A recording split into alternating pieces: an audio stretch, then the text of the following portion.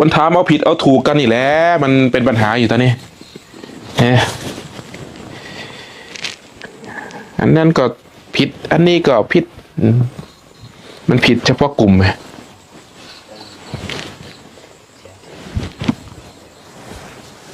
คนที่ปฏิบัติอย่างนี้พอไปเห็นคนที่ปฏิบัติต่างตนเองก็ว่าผิดยกตัวอย่างธรรมยุทธกับมหานิกายเอาง่ายๆเอาแค่นี้แหละไม่ต้องเอาไกลหรอกเอาใกล้ๆนี่ไม่ต้องเอาไปเอาอื่นไกลเลยธรรมยุทธก็ว่าธรรมยุทธดีมหานิกายก็ว่ามหานิกายดีที่จริงมันดีตรงไหนรู้ไหมมันไม่ดีธรรมยุทธหรือมหานิกายหรอกมันดีที่กรรมมันดีที่กรรมผู้รับผลคือใจเป็นผู้รับผลเสมอทำอะไรไว้ใจเป็นผู้รับผลแห่งกรรมนั้นบุคคลได้ปฏิบัติรวมลงไปถึงกรรมได้ก็หมดจดเท่านั้นแหละเป็นผู้มีสติ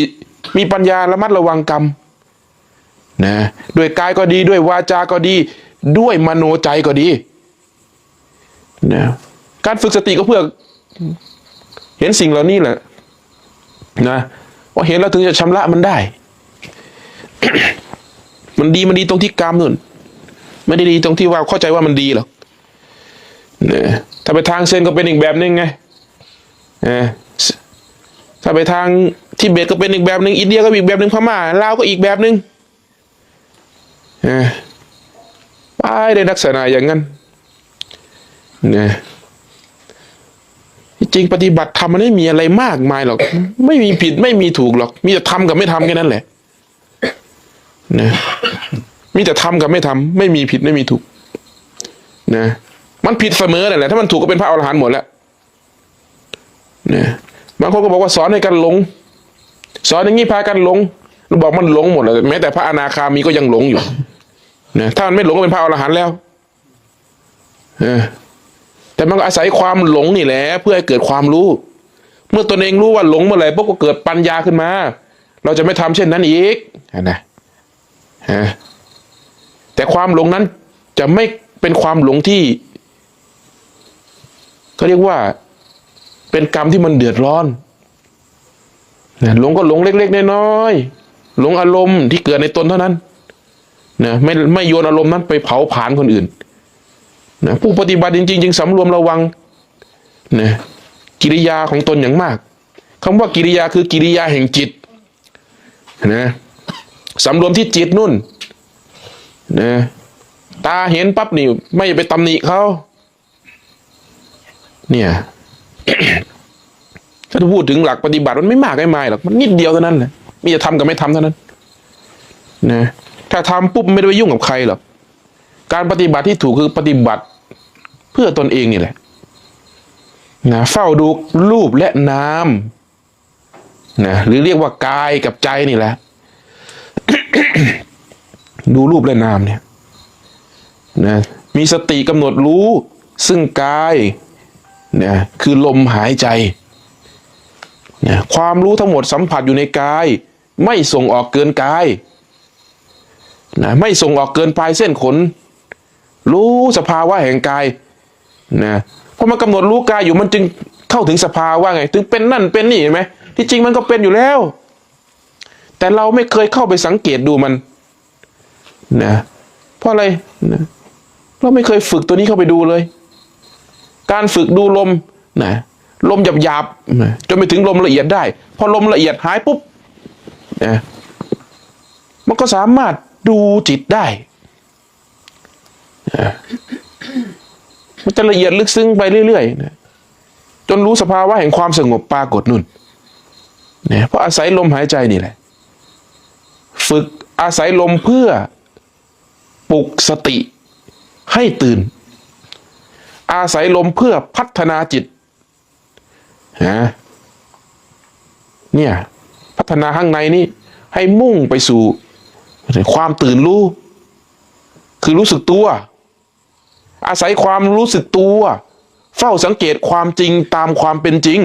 มันก็เป็นขั้นเป็นตอนของมันอย่างนี้มันไม่ได้วิเศษวิโสไม่ได้ไปเห็นเทวดาอินพรหมยมยักษ์อันนั้นก็เป็นสภาวะหนึ่งที่เกิดในจิต สิ่งที่ปรากฏขึ้นแม้แต่ความคิดต่างๆปรากฏขึ้นก็เป็นสภาวะในจิตเป็นอาการของจิตเท่านั้นให้เราเรียนรู้เนี่ยไม่ใช่ของดีของเลิศไม่ใช่ของยึดมั่นถือมั่นเนี่ยมันเป็นไปตามเหตุตามปัจจัยที่เราสร้างเท่านั้นนะถามว่ามีไหมมีผมกล้าพูดเลยว่านรกมีสวรรค์มีผมพูดแบบไม่ลังเลด้วยนะสำหรับผมมันมีอยู่แล้วนะบาปมีบุญมีผมกล้าพูดเลยนะเพราะอะไรไม่มีพระพุทธเจ้าจะสอนเหรอแล้วผมไม่สงสัยด้วยพูดมันเต็มปากงี้ไปเลยนะเมื่อก่อนก็ลังเลสงสัยอยู่เลยว่ามันมีหรือไม่มีนะเพราะเราไปคาดหมายว่าสวรรค์ต้องเป็นแบบนี้นรกต้องเป็นแบบนี้นะต้องเป็นสวรรค์ต้องเป็นเมืองเป็นอยู่มิติหนึ่งเป็นลักษณะอย่างนั้นนะก็จะสงสัยไปนะหากเข้าถึงปรมัตถธรรมนะเป็นอาการของจิตนรกก็อยู่ในนี้แหละสวรรค์ก็อยู่ในนี้แหละอันนี้ชัดที่สุดแล้วถ้าจะเห็นชัดเลยไอ้สวรรค์นรกนั้นเป็นของข้างนอกนะในเมื่อในนี้มีในข้างนอกมันก็ต้องมีนะจะให้ผมพูดชัดว่าข้างนอกมันก็มีฮะแต่จะเชื่อผมได้ไหมล่ะเพราะอะไรเพราะเราไม่เห็นเองนี่งั้นผมบอกว่ากุฏิผมเนี่ยมีแมวอยู่เนี่ยใครไม่เคยไปกุฏิผมมันจะเชื่อได้ไหมนะต่อให้ผมบอกว่ามันมีแมวอยู่จะเชื่อได้ไหมแต่ถ้าใครเคยไปกุฏิผมก็เห็นว่ามีแมวอยู่จริงมันเห็นอันเดียวกันน่ะมันถึงยอมรับกันได้แต่คนไม่เคยไปเลยไม่เคยเห็นเลยจะเชื่อได้ไหมก็เชื่อเพราะว่าผมบอกเท่านั้นแหละแต่ไม่เคยเห็นจริงๆไงนะมันก็สงสัยอยู่แหละนะเนี่ยมันเป็นเรื่องของตนเองนะเรามาถามเอาถูกเอาผิดกันนี่โอ้ไม่ไปหน้ามาหลังหลักเพราะอะไรนี่ก็นะทุกคนก็ยกตำรามาถกกันไงตำราสอนแบบนี้อย่างนั้นอย่างนี้ตำราก็ดีนะปฏิบัติเพื่อเขาเรียกว่าศึกษาเพื่อการปฏิบัติที่ง่ายขึ้นแต่เปล่าเลยทีนี้ยิ่งรู้มากยิ่งโอ้โห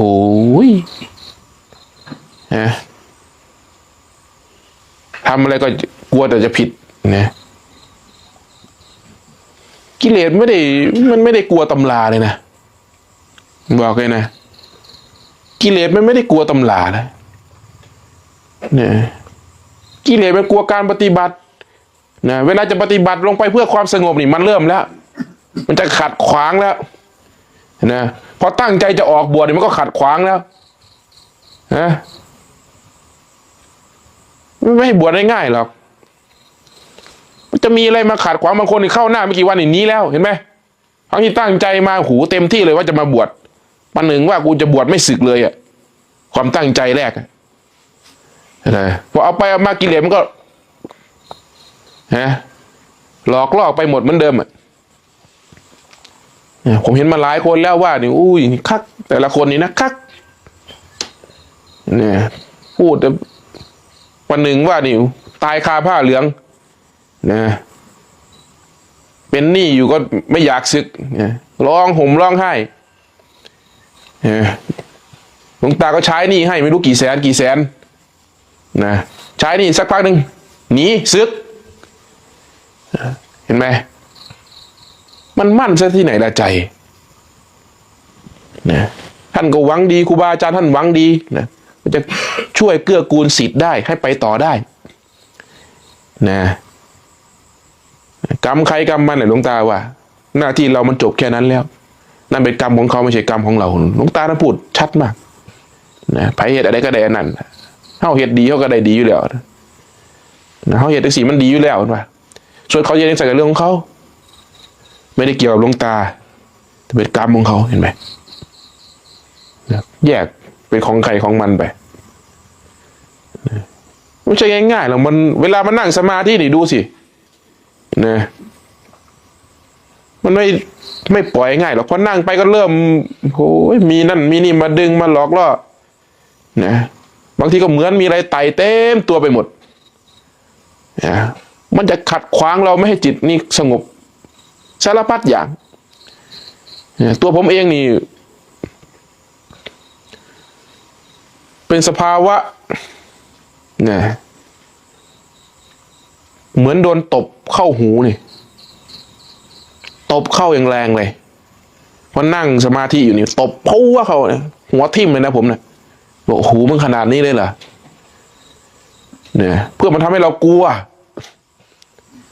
เนี่ยบีบคั้นทุกอย่างสร้างมโนภาพทุกขึ้นมานะเป็นเปรตมั่งเป็นอะไรที่มันโอ้สารพัดทั้งเป็นนะเรื่องของกามราคะผุดขึ้นมาสารพัดเวลานั่งหลับตาลงไปนี่มันจะไม่ให้เราได้นั่งสงบง่ายๆหรอกหนักเข้าเป็นยายแก่เป็นนั่นเป็นนี่ขึ้นมา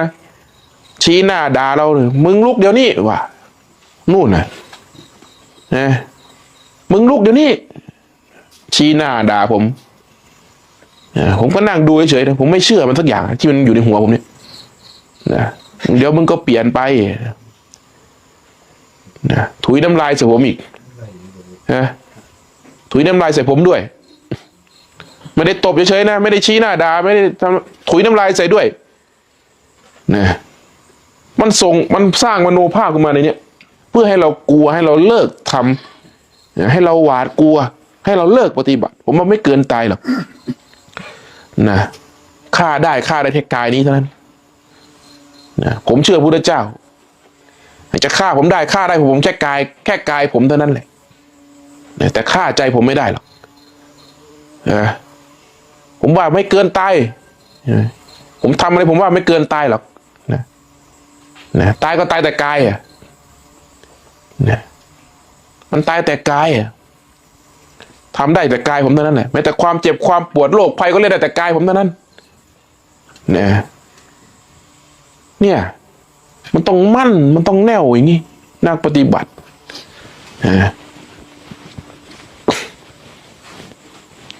ความหัวใจหลักเลยนะหัวใจหลักคือสัจจะผมจะบอกเคล็ดลับให้นะสัจจะหนึ่งนะคำว่าสัจจะมันประกอบไปด้วยสมาธิหรือเรียกว่าความแน่วแน่เมื่อตั้งสัจจะว่าวันนี้เราจะไม่หลับไม่นอนก็ต้องไม่หลับไม่นอนจริงๆสัจจะนี่ต้องแน่วแน่วันนี้แหละเราจะปฏิบัติบูชาจนสว่างจะถือเนสชิกไม่นอนตลอด1 คืนซัดเอาเลยทีนี้ท่านจะเห็นทุกข์อย่างมากเลยเพราะมันจะฝืนใจเป็นอย่างมากความง่วงบีบคั้นความหิวบีบคั้นความเหนื่อยล้าบีบคั้นใจท่านจะทุกข์อย่างมากเพราะกายนี่มันแสดงอาการอย่างนั้นแค่นั้นยังทนไม่ได้ท่านไม่ต้องพูดถึงตอนตายหรอกจริงไหมถ้าแค่นี้ทนไม่ได้นะถ้าแค่นี้ปล่อยวางเวทนาแห่งกายไม่ได้นะท่านไม่ต้องพูดถึงตอนตายตอนใกล้ตายหรอกหากท่านไม่สามารถที่จะปล่อยวางเวทนาเล็กๆน้อยๆเหล่านี้ได้ตอนใกล้ตายมันคนละเรื่องกันเลยมันคนละเรื่องกันเลยมันโอ้โหมันรู้จะพูดยังไงเนี่ยความขุ่นเคืองใจเล็กๆน้อยๆเนี่ยปล่อยไม่ได้ไม่ต้องพูดถึงอย่างอื่นนะ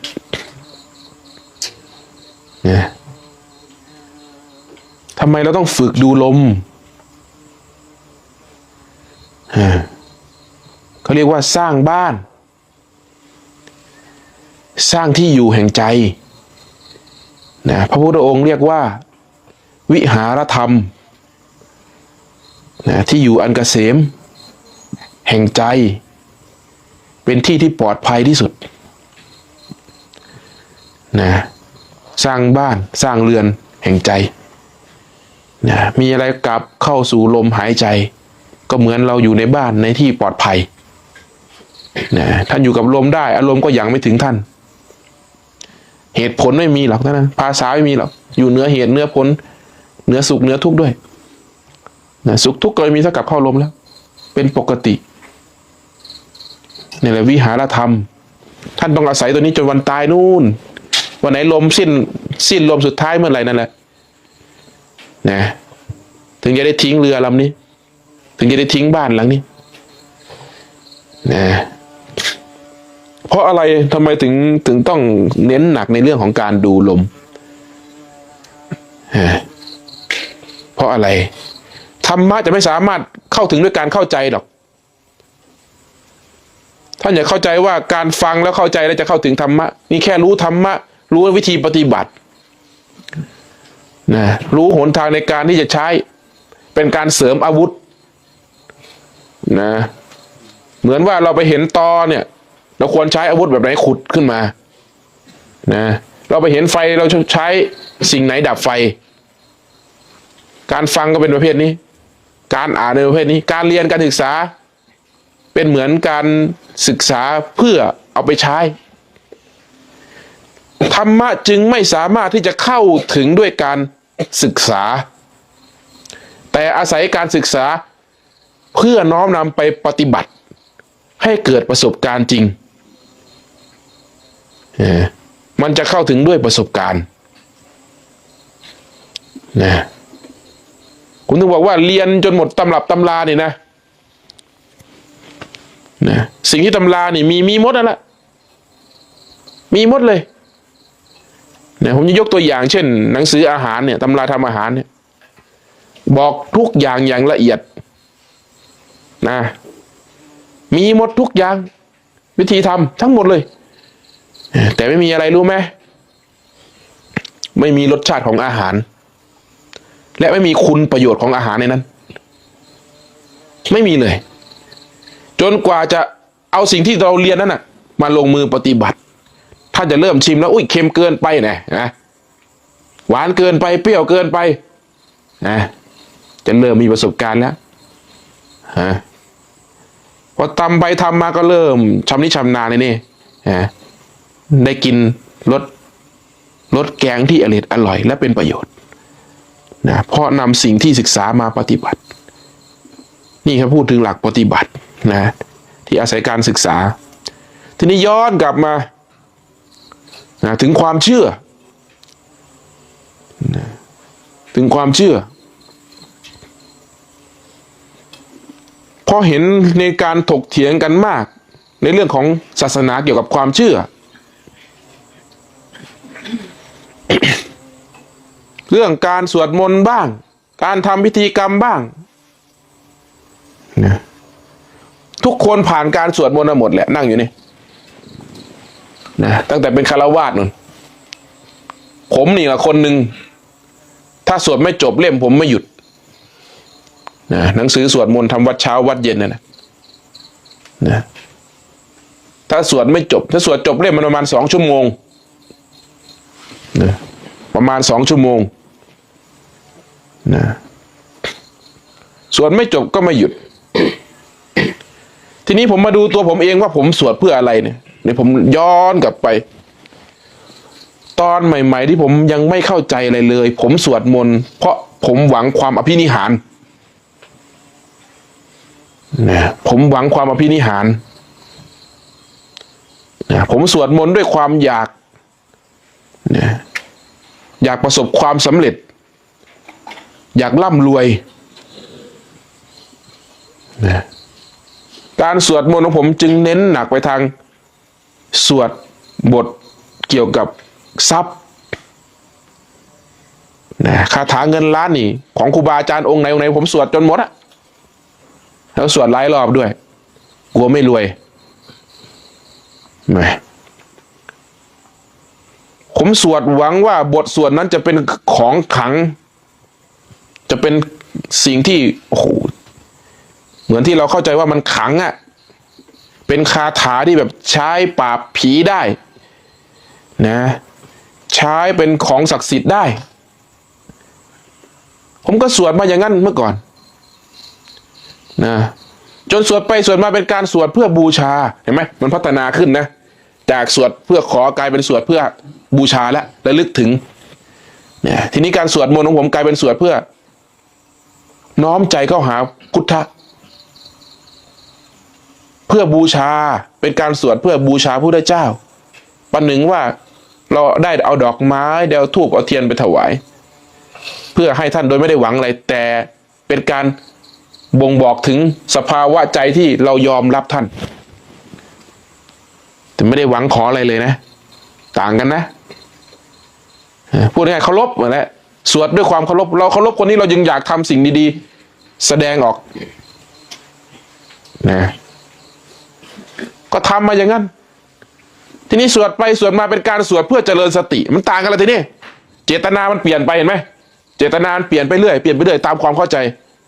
ทีนี้การสวดมนต์ของผมเป็นการสวดเพื่อเจริญสติผมไม่ได้หวังสิ่งใดนั้นไม่ได้บูชาใครทั้งนั้นแหละทีนี้แต่ผมตั้งใจสวดแน่วแน่อยู่กับคำสวดบทสวดนั้นนะผมเอาสติจับจ้องทุกคำสวดจับจ้องทุกตัวหนังสือเพื่อไม่ให้มันเกิดความผิดพลาดเพื่อให้เป็นสตินะ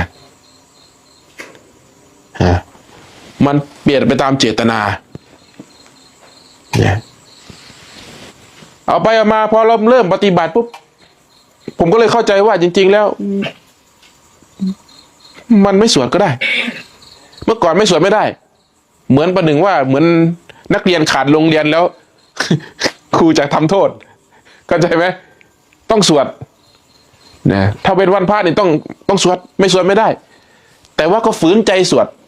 มันก็ได้นะได้ตรงที่ฝืนใจสวดนั่นแหละแต่เรายังไม่เห็นใจตัวเองตอนนั้นเพราะเจตนาเราไม่ได้มุ่งสู่ใจตนเจตนาเราเป็นอย่างอื่นแต่ย้อนกลับไปมันเห็นไงมันเห็นผมก็เลยว่าสวดมนต์มันก็ได้ประโยชน์นะตามลำดับสติปัญญาของเราเป็นไปตามอำนาจของสติปัญญาพอถึงจุดหนึ่งนะพอเรามาทำสมาธิทีนี้มันไม่เอาหรอกสวดมนต์นะบางคนก็ถามว่าบวชมาแล้วทำไมสวดมนต์ไม่ได้แล้วบอกไม่ได้บวชมาสวดมนต์นะใครพอใจไปวัดสวดมนต์ก็ไปมีเยอะแยะ 99% เลยในเมืองไทยเนี่ยนะสวดมนต์กันทั้งนั้นใครพอใจก็ไปนะแต่สำหรับวัดนี้ไม่เน้นหนักในเรื่องของการสวดมนต์อยากสวดก็สวดท่านก็สวดที่กุฏิท่านนะจะมารวมกันเฉพาะวันพระนะวันพระนี่จะมาหรือไม่มาก็แล้วแต่ด้วยไม่บังคับไม่บังคับอยากมาก็มาไม่อยากมาก็อยู่กุฏินะมันไม่ได้ดีหรือชั่วเพราะมาหรือไม่มาหรอกนะเห็นไหมเพราะอะไรเพราะไม่ได้บังคับกันเลยนะเน้นหนักในเรื่องการเจริญสติในการดูลมอานาปานสตินะสิ่งสำคัญนะพอมันเข้าใจมันก็พัฒนาไปเรื่อยแล้วมันก็ปล่อยไปนะสิ่งที่เราเคยยึดไว้เห็นไหมนะแม้แต่พิธีกรรมต่างๆเมื่อก่อนก็โอ้ยเชื่อไปหมดเลยผมนะพิธีกรรมนะอ้อนวอนขอนั่นขอนี่เหมือนกันนั่นแหละเนี่ยยิ่งผมประเภทภาวนานี่พอมาภาวนานี่มีแต่นิมิตนะมีแต่นิมิตไปเที่ยวนั่นเที่ยวนี่สารพัดนะผมไปเห็นมาหมดนั่นแหละนะที่ครูบาอาจารย์ท่านเห็นเพียงแค่ผมไม่ค่อยพูดเรื่องพวกนี้เท่านั้นนะไปเห็นมาหมดนั่นแหละมันไม่ใช่สิ่งมันไม่ใช่เหตุแห่งการพ้นทุกข์สิ่งเหล่านั้นผมจึงไม่ให้ความสำคัญนะต่อให้เหาะเหินเดินอากาศได้นะต่อให้อ่านจิตอ่านใจได้ต่อให้รู้วาระจิตต่อให้มีฤทธิ์ กนั่นเสกนี่ได้เสกของให้หายเสกของให้มีทำอะไรก็ได้เลยที่เขาพูดกันในตำรับตำรานั่นน่ะอันนั้นก็ไม่ใช่ของพ้นทุกข์เท่านั้นแหละนะเป็นของปุถุชนก็ทำได้เพราะมันเกิดจากกำลังฌาน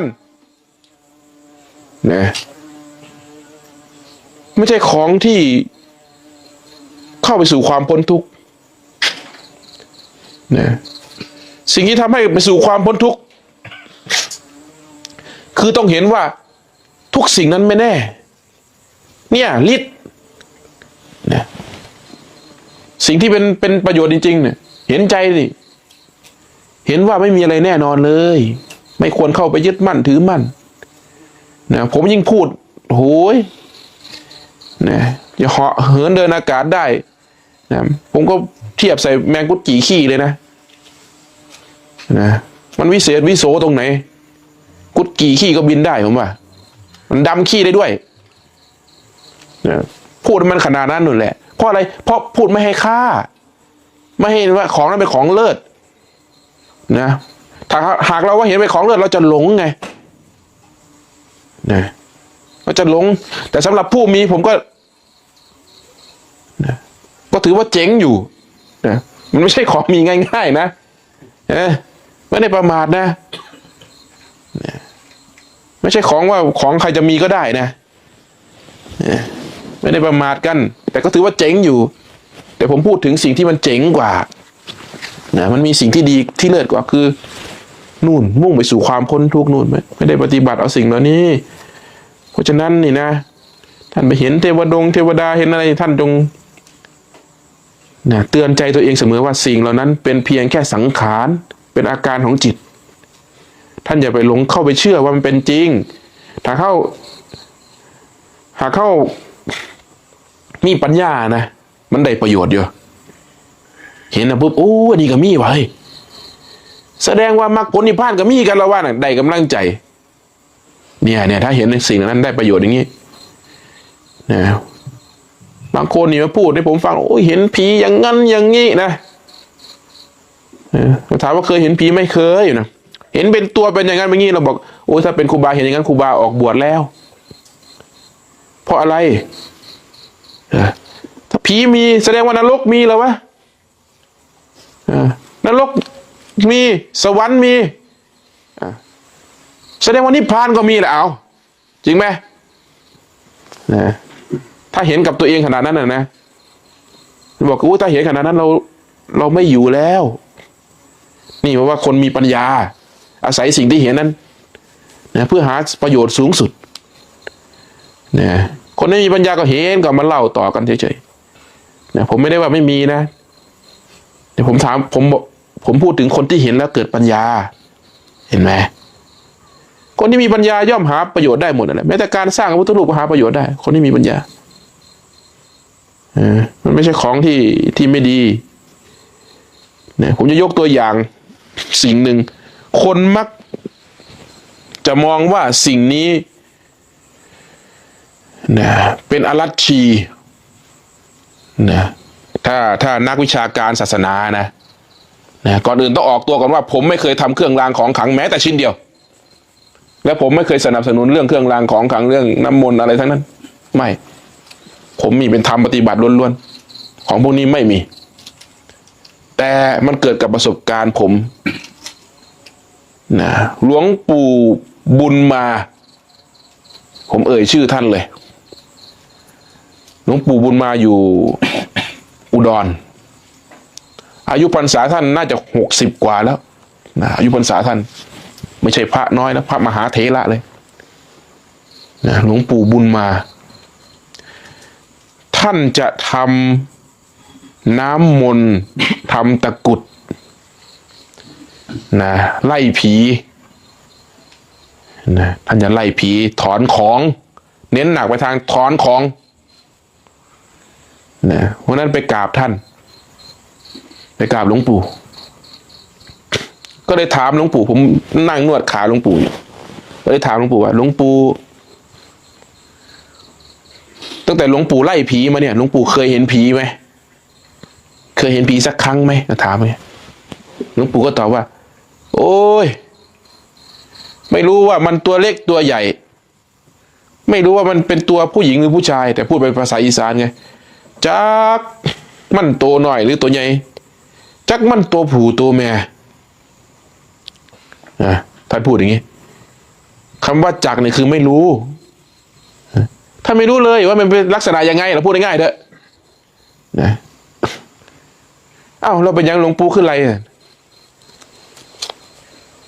เขาถูกเขาอยากให้เห็ดเฮาก็เลยเห็ดตอบแค่นี้แหละถ้าคนที่มองไม่ออกเลยว่าท่านเป็นพระอรัชชีเป็นพระที่ทำอะไรที่แบบพระพุทธองค์ห้ามแต่มองให้มันลึกซึ้งผมจะบอกให้นะถ้าจะเห็นว่าอะไรเป็นอะไรคนที่มาหาหลวงปู่แต่ละคนนั้นมีความเชื่อว่าถูกของเข้าถูกผีเข้าเข้าใจไหมเขาเชื่อว่าเขาโดนของเข้าพวกปัญญาเยอะๆนี่นะลองไปสอนให้เขาเอาของออกดูสิโอ้ยนั่นแค่อาการของจิตของพวกนี้ไม่มีหรอกมันจะฟังขึ้นไหมผมถามหน่อยเขาจะยอมรับไหมในเมื่อเหตุการณ์นั้นมันเกิดกับเขาจริงๆเขารู้สึกไม่สบายจริงๆเขารู้สึกป่วยจริงไปหาหมอแล้วก็ไม่หายเนี่ยเกินสติปัญญาเขาที่จะมีอยู่แล้วเขาวางไม่ได้คนเหล่านั้นเขาเชื่อลงในจิตใจว่าเขาโดนของเรียบร้อยแล้วนะองค์หลวงปู่ท่านใช้วิธีการแก้อาการของความเชื่อนั้นในเมื่อเขาเชื่อว่าของเข้าท่านจะทำให้เขาเชื่อว่าของออกเช่นกันนี่นะคนที่ไม่มีปัญญาคนที่ไม่เข้าใจก็จะไปกล่าวตำหนิว่านี่พระอรัชชีทำเครื่องรางของขลังทางนั้นสิ่งที่พระพุทธเจ้าไม่สอนท่านจงมองดูตรงที่เจตนานะวันนั้นผมเห็นกับตัวเองแล้วท่านก็ให้พระลูกวัดนั่นแหละทำให้เสร็จปุ๊บท่านก็บอกให้ปฏิบัตินะให้ไหว้พระสวดมนต์นั่งสมาธิรักษาศีลหาให้มีศีลนั่นจะเป็นเครื่องคุ้มครองมึงท่านไม่เคยบอกว่าไม่ได้เคยอาศัยสิ่งเหล่านั้นหากินไม่เลยมึงมีนี่ตะกุดท่านจะทำอย่างนี้แหละประมาณบ้างขนาดนี้แหละตะกุดท่านเนี่ยถักอย่างนี้เลยเนี่ยประมาณบ้างประมาณนี้ท่านก็เอาให้มึงมีตะกุดกูแล้วมึงต้องทำความดีมึงต้องมีศีลนะตะกุดจะคุ้มครองมึงที่จริงไม่ใช่ตะกุดคุ้มครองหรอกศีลนั่นเป็นเครื่องคุ้มครองเขานะถ้ามึงไปทำความชั่วหรือตะกุดก็ไม่คุ้มครองมึงในลักษณะอย่างนั้นนะผมมองลงไปลึกๆโอ้นี่ท่านปัญญาท่านเลิศมากเพราะท่านรู้ว่าคนกลุ่มนี้มีปัญญาแค่นี้เขาเชื่อว่าเป็นอย่างนี้ท่านจึงทำให้เขาเชื่อว่ามันออกเห็นไหมโอ้ยไปหาคนออกเบิดทุกคนผีของด้วยกันออกเบิดไม่มีใครไม่ออกนะไปหาหลวงปู่บุญมาเนี่ยจนท่านมีชื่อเสียงเพราะเขาไปแล้วเขาหายจากอาการที่เขาเป็นไงนะเพราะอะไรเพราะอุปทานในความเชื่อเขาเนี่ยความยึดมั่นในสิ่งที่เขาเชื่อเนี่ยถูกทำลายลงด้วยความเชื่ออีกประเภทหนึ่งนั่นแหละเรียกว่าอาศัยความคิดแก้ความคิดนะคนไม่เข้าใจก็จะกล่าวตำหนิอย่างนั้นอย่างนี้เนี่ยแหละเห็นไหมพิจารณามันรอบผมนี่ไปเห็นกับตาแล้วว่าโอ้ดิปัญญาท่านเลิศเนี่ยท่านเลิศท่านแก้เขาปุ๊บให้ของดีไปด้วยในเรื่องของศีลในเรื่องของการทำคุณงามความดีเนี่ยท่านไม่ได้พูดถึงเรื่องการปฏิบัตินะก็คนกลุ่มนั้นไม่ปฏิบัติอยู่แล้วไปหาท่านก็อยากร่ำอยากรวยทั้งนั้นแหละผมเป็นโรคเป็นอะไรมาปุ๊บนะป่วยมีอาการอะไรมาเป็นอาการของจิตเนี่ยนะเมื่อเชื่อว่าของเข้ามันก็แสดงออกเลยกินหน้าไปเป็นขันเนาะหักออกเนาะลองมึงตัวเขาบอกบ่ต้องยังดอกนะน้ำเป็นขันกินเข้าไปขัน2 ขัน 3 ขันมันไม่อ้วกให้มันรู้ไปสิ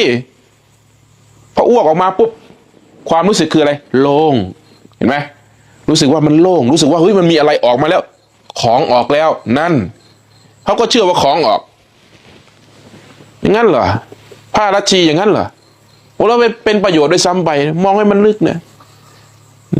อย่าเอาปัญญาตื้นๆของตัวเองไปตัดสินคนอื่นอย่างนั้น มองหาประโยชน์จากสิ่งที่ท่านทำเนี่ยท่านไม่ได้ทำโอ้โหเอาเงินเอานั่นเอานี่ท่านไม่เคยขอเอาเงินใครเลยนี่ผมพูดถึงหลวงปู่บุญมานะเนี่ยถ้าเป็นบอกว่านี่กูทำมึงนี่เอามา1,500 2,000ไม่เคยเลยไม่มี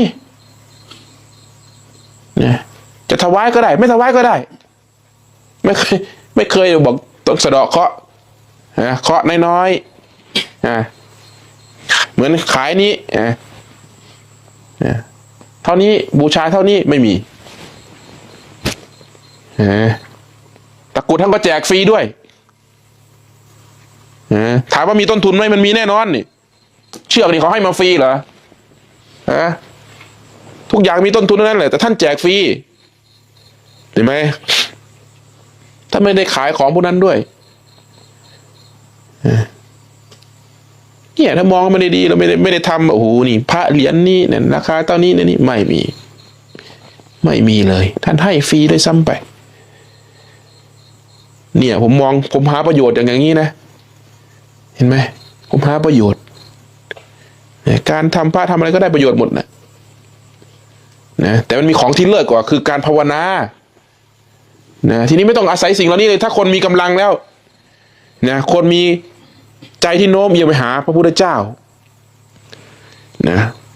มั่นคงในการประพฤติปฏิบัติอย่างเรามาดูลมหายใจเนี่ยดูอานาปานสติเนี่ยนั่งดูลมเข้าลมออกเนี่ยไม่ต้องอาศัยของเหล่านี้แล้วเข้าถึงคำว่าตนเป็นที่พึ่งแห่งตนไม่ต้องพึ่งสิ่งอื่นแล้วไม่ต้องพึ่งครูบาอาจารย์ไม่ต้องพึ่งของข้างนอกพอรู้หลักรู้เกณฑ์แล้วว่าทุกอย่างเนี่ยเกิดขึ้นปุ๊บตัดเข้าลมปั๊บจบฝึกจนชำนิชำนาญทำมันไม่ได้ทุกลมหายใจจนลมนี่ละเอียดชัดฝึกไปฝึกมานี่ลมนี่โอ้ยผมจะบอกกันนะมันลมนี่ท่านจะมองเห็นเลยนะหายใจออกมานี่ท่านจะเห็นเป็นควันออกมาเลยนะมันขนาดนั้นเลยนะออกมาเป็นสายนี่โอ้ยเหมือนเราสูบบุหรี่นี่แหละออกมานี่ฟื้นออกมานี่เย็นซ่าในหมดเย็นไปหมดทั้งกายนั่นหายใจแต่ละทีนี่เพราะอะไรพอมันรับรู้ถึงสภาวะที่มันเป็นข้างในนี่เรียกว่าความละเอียดแห่งจิตเมื่อจิตละเอียดมากๆเข้ามันสงบมากมันละเอียดมากท่านจะมองเห็นแม้แต่การทำงานของเซลล์ประสาทเมื่อเพ่งลงไปที่ใดท่านจะเห็นละเอียดไปหมดเลยในกายนี้มันจะโล่งมันจะสว่างวาบมันจะเป็นเหมือนถ้าเป็นเนื้อก็เป็นเนื้อเรืองแสงสว่างโพลไปหมดท่านจะสามารถทะลุปูโป่งมองในกายนี้ไปได้ขนาดนั้นมันเที่ยวได้ขนาดนั้นไปตามเส้นเลือดนี่ไปได้หมดนะเที่ยวอยู่ในสกลกายนี้มันก็ไม่เกินนี่มันไม่ไปเกินนี่เข้าไปเห็นสิ่งเหล่านั้นแต่นั่นก็เป็นเพียงแค่สภาวะหนึ่งที่ปรากฏขึ้นในจิตเท่านั้นเป็นเพียงแค่การเรียนรู้กายเป็นยังไงท่านจะรับรู้รับทราบได้หมดเลยเนี่ยพอเข้าไปถึงแม้แต่การหยุดซึ่งการรับรู้ทุกอย่างเหลือแต่ความสว่างสวัยอยู่ไม่มีมโนภาพใดๆปรากฏมันก็ยังรับรู้เห็นไหมมีแต่ความสว่างจ้าไปหมดไม่เคลื่อนไหวไปมาไม่ไปซ้ายไม่ไปขวาสว่างอย่างเดียวมันก็ปรากฏให้รับรู้อยู่อย่างนั้นนั่นก็เป็นสภาวะหนึ่งเท่านั้นที่เข้าไปถึงตัวนี้ไม่ใช่ของที่เราจะไปเอาตัวนั้นนะแต่เป็นสภาวะหนึ่งที่ปรากฏให้เห็นและผลของมันคือความสุขเห็นไหมเป็นความสุขเป็นความอัศจรรย์ใจอย่างมากมันไม่ธรรมดาหรอกภาวนาไปนี่มันสนุกผมบอกเลยสนุกมากท่านจะไม่อยากไปทำอย่างอื่นเลยอยากจะภาวนาอย่างเดียวเพราะมันอัศจรรย์ใจมากถ้าไปเห็นของพวกนี้นะแต่ก็ไม่ใช่ทุกคนนะไม่ใช่ทุกคนมันอยู่ในลมหายใจนี่แหละถอยเต็มที่ทีนี้พอไปถึงจุดๆนั้นนะคนที่เข้าถึงกระแสธรรมแล้วถอยเต็มที่ก็ไม่เกินลมหายใจเจริญฌานเจริญอยู่ในลมเนี่ยรู้ลมเข้าลมออกรู้ความคิดรู้ความรู้สึกต่าง รู้กายกับรู้ใจถอยแค่นี้ไม่เกินนี้ไม่ถอยต่ำกว่านี้แล้วที่เหลือคือละเอียดเข้าไปถอยเข้าถอยออกอยู่แค่นี้นะเขาเรียกว่าเป็นสมาธิเนี่ยจิตเป็นสมาธินะฝึกมากเข้านี่ความคิดไม่ปรากฏหรอกไม่มีเลยจากที่ท่านเห็นความคิดจะน้อยลงสั้นลงจากที่มันคิดยาวมันจะสั้นความคิดนี่จะไม่ไปติดไปต่อไม่เป็นเรื่องไม่เป็นราวเมื่อก่อนนี่คิดเป็นเรื่องเป็นราวไปเหมือนความฝันนี่นั่งใหม่ๆไปจนเฮ้ยมาถึงนี่ตั้งแต่เมื่อไหร่วะนะพอดูเข้าสติมีกำลังมากขึ้นความคิดจะสั้นเข้าไม่เป็นเรื่องไม่เป็นราวมันจะคิดไม่ประติดประต่อเลยไม่รู้ว่าคิดอะไรมั่งพับพอกำหนดรู้ปุ๊บมันจะพังขาดมันขาดการสืบต่อของความคิดนี่นะเนี่ยเมื่อจิตเป็นสมาธิกำหนดเห็นซึ่งความคิดจนความคิดได้ขาดไม่มีความคิดพอไม่มีความคิดก็รู้ว่าไม่มีความคิดแค่นั้นเองมันหมดเป็นความคิดนะมันหมดเป็นพอไปถึงจุดหนึ่งแล้วนะถ้าจะรับรู้ถึงสภาวะความเป็นจริงนี่การรับรู้วิญญาณเที่ยวอยู่ในกายเท่านั้นคือรับรู้เที่ยวอยู่ในกายความรู้จะเด่นอยู่ทั่วกายนี่นะเต็มที่ก็รู้สึกเพียงสภาวะแห่งกายนี่นะไม่คิดปรุงแต่งไปใดๆทั้งนั้นนะเนี่ยพอมาถึงจุดเนี่ยนี่คือสภาวะความจริงไม่ใช่ความเข้าใจแหละมันไม่รู้อะไรเลยมันรู้แต่ความจริงที่ปรากฏทุกขณะจิตเท่านั้นและรู้อยู่บนฐานของสิ่งที่ปรากฏและดับทั้งหมดจึงเป็นความรู้เฉยๆที่ไม่ยึดมั่นถือมั่นใดๆไม่ได้อาศัยความเข้าใจว่าโอ้ความคิดเกิดขึ้นเห็นความคิดอยู่โอ้ยความคิดเป็นธรรมชาติหนึ่งนี่พยายามเอาความเข้าใจว่าความคิดเป็นธรรมชาติหนึ่งมากบไว้ที่มันรำคาญอยู่นั้นเพราะมันรำคาญความคิดอยู่เนี่ยเวลาโมโหก็ว่าโมโหนี่เป็นธรรมชาติของกิเลสนะสิเพราะอะไรเพราะใจเป็นผู้รับรู้นะเป็นเรื่องรูปและนามใจเป็นผู้รับรู้นะมันเป็นเพียงแค่กิริยาแห่งการโมโหเท่านั้นเหมือนคำพูดผมเนี่ยเหมือนโมโหเห็นไหมปึ้งออกไปเนี่ยเป็นแค่กิริยาเป็นแค่นิสัยนะเป็นแค่อนุสัยที่มันแสดงออกเพื่อบ่งบอกถึงกิริยานั้นไม่ใช่หุ่นยนต์นะที่จะพูดเป็นสำเนียงเดียวนะวันนี้ผมจะมาเทศเรื่องกามราคะเป็นอารมณ์เดียวงี้นะไม่ใช่หุ่นยนต์นะท่านอย่าเข้าใจอย่างนั้นนะเวลามันขึ้นนี่กระโถนก็ปลิวได้เหมือนกันนะเวลามันขึ้นเนี่ยแต่มันไม่ได้ขึ้นด้วยอารมณ์มันขึ้นด้วยธรรมไม่ใช่ด้วยด่าเขาแล้วไปตีกระโถนใส่ไม่ใช่แต่มันขึ้นด้วยสภาวะแห่งธรรมเขาเรียกว่าธรรมออกธรรมขึ้นนะมือไม้มันอยากจะไปอย่างนี้เลยนะบางทีก็ต้องซ้ำรวมไว้เหมือนกันนะแต่เอาหนักเข้ามันอยากยกทั้งตีนมันจริงๆมันออกขนาดนั้นเลยเรียกว่าธรรมออกมันเป็นไปเองโดยอาการของขันนั้นด้วยจริตนิสัยเราเป็นอย่างนี้แต่ท่านจะรับรู้รับทราบได้ว่าสิ่งที่แสดงออกไปนั้นไม่เป็นภัยไม่ได้ไปทำลายผู้ใดไม่ได้เนี่ยเป็นสภาวะแห่งธรรมเห็นไหมมีคำถามไหมพี่นัทแต่ส่วนใหญ่ตีสี่นี่ไม่มีใครถามผมเทศ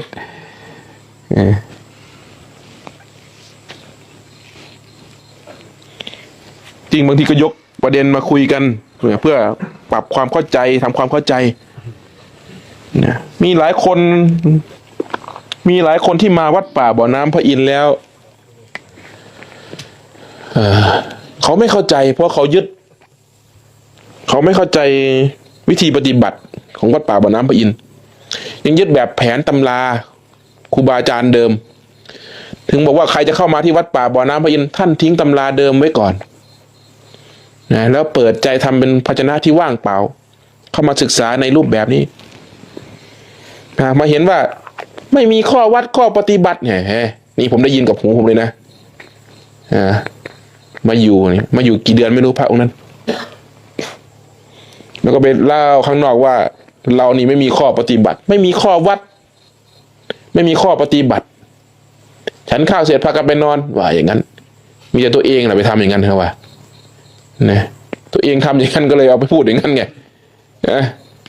วันนี้เขาอาจจะนอนดูลมก็ได้ข้อวัดไม่มีเลยข้อปฏิบัติไม่มีไงไม่มีตรงไหนหรอวะข้อวัดก็มีลงมาทำหรือเปล่าล่ะดูแลเสนาสนะปัดกวาดเกื้อกูลหมู่คณะเกื้อกูลกันและกันข้อปฏิบัติก็ปฏิบัติอยู่ในลมหายใจนี่ไงก็จะเอาข้อวัดคือการสวดมนต์เช้าทำวัดเช้าวัดเย็นเงี้ยเป็นข้อวัดนู่นวัดอื่นก็มีไปเถอะสวดมนต์จะพากันมานั่งสมาธิเหมือนเป็ดน้อยนี่เหรอเช้ามาให้ผมพานั่งสมาธิอย่างนี้เหรอเหมือนเด็กอนุบาลจับมาเรียงแถวกันแล้วนั่งสมาธิอย่างนี้เหรอจะเป็นประโยชน์อะไรอย่างนั้นการปฏิบัติสมาธิไม่ได้มานั่งอย่างนั้นมันปฏิบัติตลอดเวลาการเอาชนะอารมณ์ท่านจะชนะอารมณ์ได้เมื่ออารมณ์เกิดขึ้นมันก็ต้องกระทบกระทั่งเห็นอารมณ์ปุ๊บนั่นแหละมันจะฉลาดขึ้นตรงนั้นคนรักษามันได้เถอะพระพุทธเจ้าท่านให้พระวินัยไว้เนี่ยปฏิบัติให้มันได้นะมีหลายคนมาแล้วแบบโอ้ยเอาไปพูดเพราะอะไรเพราะวัดเราไม่สวดมนต์ไงที่จริงวัดเราก็สวดกุฏิแต่ละกุฏิเนี่ยว่าแม่มอยู่บางกุฏินี่สวดอยู่นุ่นได้ยินถึงกุฏิผมนุ่นเอาไปมาก็จะทะเลาะกันละทีนี้เพราะคนหนึ่งสวดเสียงดังคนหนึ่งจะนั่งสมาธิโอ้โหมาฟ้องแล้วทีนี้บ้านไปซะอย่างนั้นน่ะ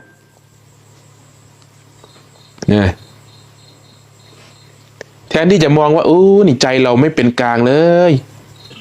ทำไมใจเราไม่อนุโมทนากับการยินดีทำไมเราไม่ยินดีกับการได้ยินเสียงบทสวดนั้นทำไมเราถึงรำคาญถ้าเรายินดีสาธุหมู่คณะปฏิบัติสวดมนต์ให้เราฟังแน่เห็นไหมอาศัยความคิดอย่างเงี้ยเพื่อเข้าถึงความรู้สึกที่มันดีสิฉลาดหน่อยสิฉลาดใช้ความคิดหน่อยอย่าคิดไปในทางที่มันลบสวดแม่มันดังบาดพระโลกพระเกรงใจมูหรือวะเพราะอะไรไม่รู้ว่าเขาพูดอย่างนี้หรือเปล่านะแต่ที่รู้คือมาฟ้องผมว่าเพิ่นสวดมนต์ดังว่าสันแสดงว่าเจ้าของรำคาญแล้วถึงมาฟ้องเขานะก็ว่าสวดมนต์ก็ดีเหมือนกันนะผมไม่ได้สวดมนต์นี่ผมจะได้อาศัยการฟัง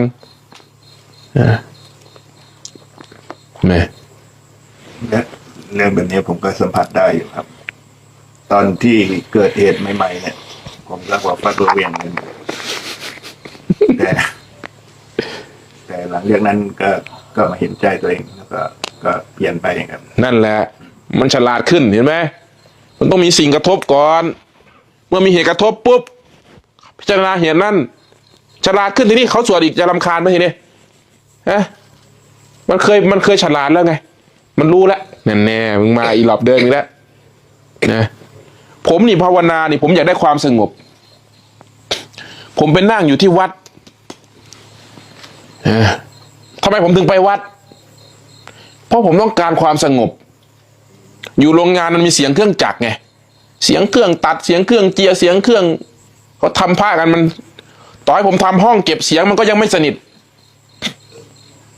ผมก็เลยไปวัดดีกว่าเพราะอะไรเพราะมันอยู่ในป่ามันคงสงบแหละพอไปปุ๊บทีนี้โอ้โหเราไปด้วยเราอยากได้ความสงบ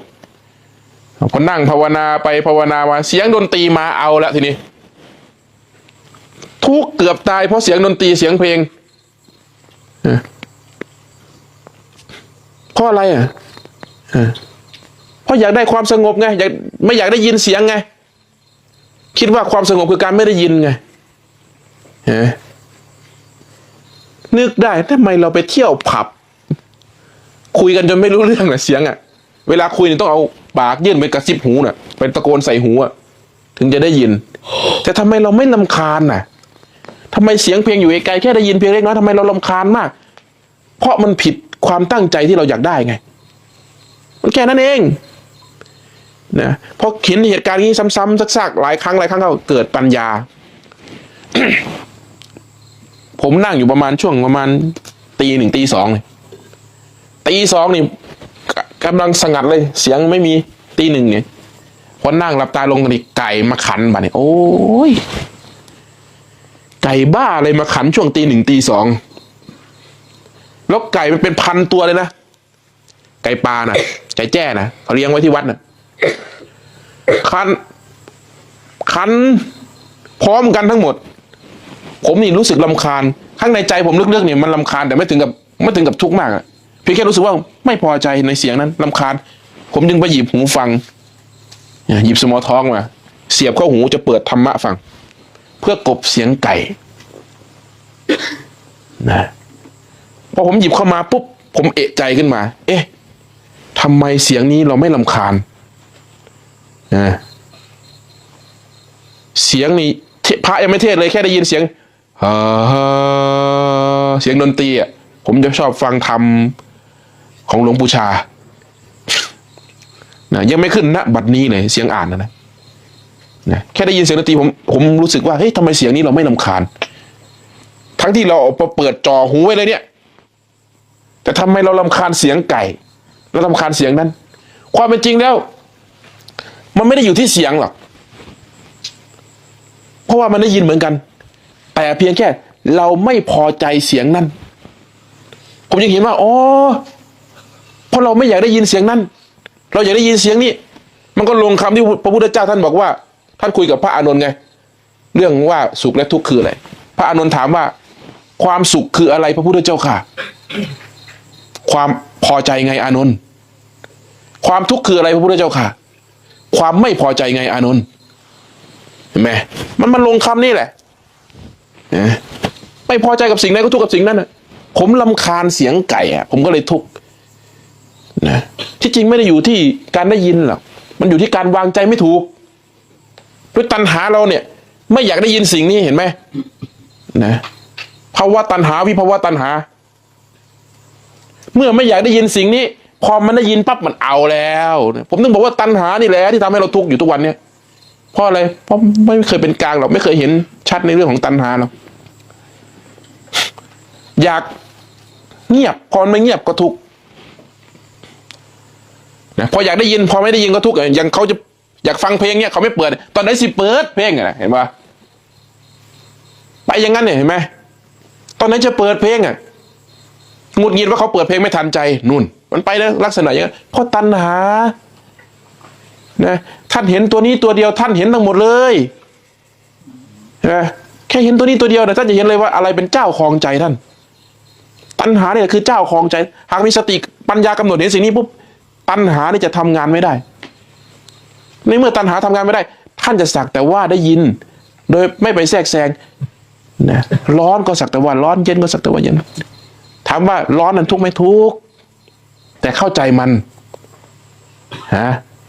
เสียงนั้นทำให้เรารำคาญไหมรำคาญแต่ไม่ยึดมั่นแต่เข้าใจมันจึงกลายเป็นความไม่รำคาญมันรำคาญอยู่แต่ไม่มีผู้เข้าไปรำคาญผมจะพูดลักษณะอย่างนี้แหละ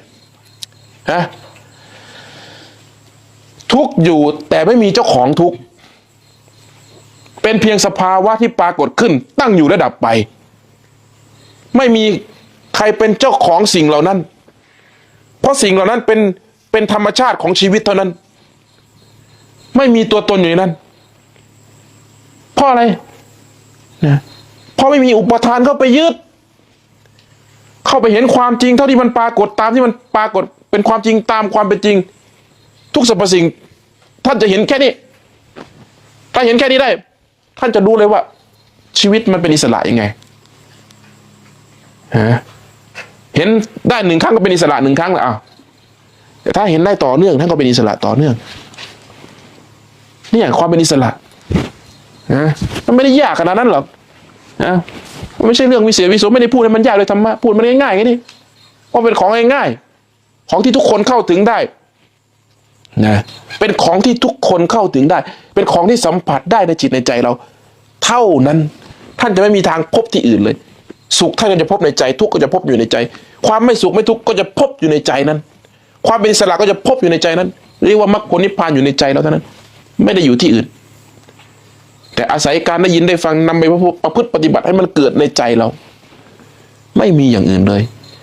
เนี่ยนะหวังว่าจะมีคำถามเหรอ มีคำถามทางบ้านมาครับ เอามาถามมา คำถามทางบ้านนะครับ จากคุณชัยระเดชถามว่าสอนลูกชายนั่งสมาธิลูกชายบอกเห็นแสง แล้วเจอความสุขสงบจนเอ่ยปากว่าสนุกกว่าเล่นเกมเยอะ ปิดเทอมมาบวชสามเณรได้ไหมครับ เฮ้ยมาเล่นมาอยู่นี่ก็มาเล่นเกมกันแหละ เนี่ย ดูเน้นน้อยนี่นะมีทั้ง Wi-Fi นะมาอยู่นี่มาบวชเล่นเกมเน้นน้อยนะสอนให้เขาเป็นคนดีก็พอแล้วนะเขามีของเก่านะตอนนี้มีของเก่ามีของดี มาเถอะ มีไหมคำถาม ครับคำถามจากคุณจูลี่หมิงครับคุณจูลี่ถามว่าขอโอกาสค่ะตอนนี้ไม่กล้านั่งสมาธินานตอนนี้นั่งนานก็ไม่ได้แต่ก่อนนั่งสมาธิลืมตาจ้องไปที่นาฬิกาเห็นนาฬิกาเดินเร็วหยุดเป็นพักๆเวลาผ่านไปหลายชั่วโมงทำให้ถูกอย่างไรคะจะทำให้ถูกนะไม่ต้องไปเพ่งอย่างข้างนอกไม่ต้องไปเพ่งอย่างอื่นเลย ไม่ต้องไปเพ่งแสงเพ่งนั่นเพ่งนี่ไม่ต้องนะโฟกัสลมปล่อยตาเป็นธรรมชาติตาก็ทำงานอย่างอื่นไปอย่างกูบาเนี่ยนะดมยาก็ดมไป แต่ความรู้สึกอยู่รู้ว่าลมเข้าลมออกอยู่เอาความรู้สึกเคลื่อนไหวอยู่ในลมหายใจนี่นะตาก็มองหมู่คณะมองไปแต่ความรู้สึกตัวนี่ชัดอยู่ในลมนี่มันเป็นอย่างเงี้ยไม่ให้กายที่ลำบากไม่ต้องไปนั่งหลับตาขนาดนั้นจากนั่งหลับตาก็ได้นั่งลืมตาก็ได้นะการปฏิบัติที่แท้จริงไม่ได้อยู่ที่การนั่งยืนเดินหรือนอนนะอิริยาบถต่างๆให้มันสม่ำเสมอด้วยสติในลมเข้าใจคำว่าให้มันสม่ำเสมอด้วยสติในลมหายใจไหมคือจะนั่งหรือจะยืนจะเดินจะนอนไม่ต้องไปสนใจอยู่ท่าไหนก็มีสติอยู่ในลมหายใจให้มันสม่ำเสมอนะนี่คือการปฏิบัติที่ถูกต้องนะครับขออนุญาตเป็นคำถามสุดท้ายนะครับจากคุณนพความยินดีพอใจในเพศตรงข้ามของพระอนาคามีมีความรู้สึกอย่างไรครับสาธุไม่มีนะพระอนาคามีเป็นผู้เห็นข้าศึกชัดเจนเป็นผู้ที่เห็นกามชัดเจนและเป็นผู้ที่ฝึกปฏิบัติเพื่อพ้นออกจากกามนะหากเป็นอนาคามีที่เขาเรียกว่าอนาคามีผลนะจะประหนึ่งว่ามีเราคนเดียวบนโลกจะไม่มีความยินดีพอใจในเพศตรงข้ามหรือความยินดีพอใจในเพศใดๆทั้งนั้นไม่มีเพราะความรู้สึกไม่ส่งออกแล้วสมาธินี่แน่นปึงแล้วถ้าพูดถึงคุณสมบัติหรือลักษณะของพระอนาคามี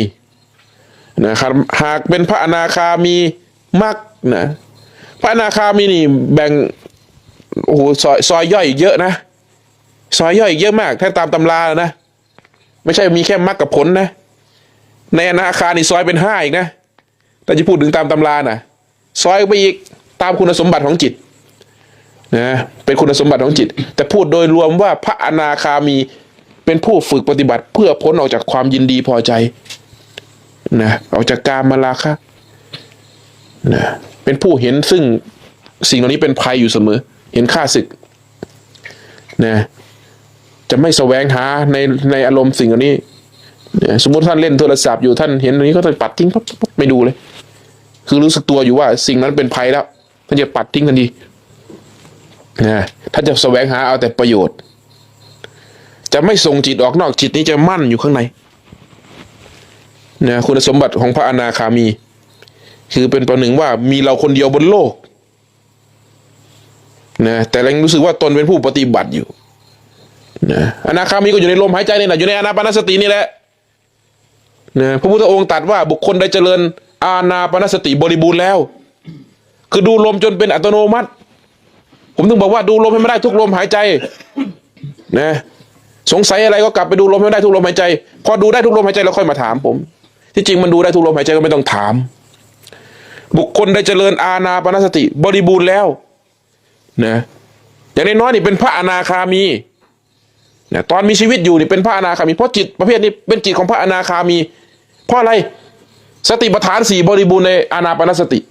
โพชฌงค์7บริบูรณ์ในอานาปานสตินะหากโพชฌงค์7บริบูรณ์วิมุตติย่อมบริบูรณ์ละเอาเพราะมันเป็นอันเดียวกันทั้งหมดเห็นไหมก็จะเข้าไปสู่คำว่าพระอรหันต์บุคคลได้เจริญอานาปานสติแล้วนะอันนี้สงส์นี่หวังได้เลยว่าชาตินี้เป็นพระอนาคามีแน่นอนเพราะอะไรเพราะจิตไม่ส่งออกเกินปลายเส้นขนไงไม่ส่งออกไปกับความคิดนึกปรุงแต่งไปไม่ไปตำหนิคนนั้นไม่ไปตำหนิคนนี้จะเห็นเพียงแค่รูปและนามคือจิตตัวเองเนี่ยคือเห็นปุ๊บตัดเข้ามาเห็นปุ๊บตัดเข้ามาตัดเข้าตัดเข้าตัดเข้าพบชาติที่สั้นมากแล้วเนี่ยผมไม่พูดถึงสังโยชน์หรอกเพราะสังโยชน์เป็นผลของการปฏิบัตินะไม่ได้เอาผลนั้นมันละนะปฏิบัติให้มันเป็นผลอย่างนั้นเป็นด้วยคุณสมบัติของจิตเข้าใจไหมหากอยู่ในลมหายใจเนี่ยอยู่ในอานาปานสติเนี่ยมันเป็นได้ถึงพระอรหันต์นุ่นพระพุทธเจ้าเป็นผู้รับรองเองด้วยซ้ำไปนะพอละมั้งนะวันนี้ก็สมควรแก่เวลาพ่อ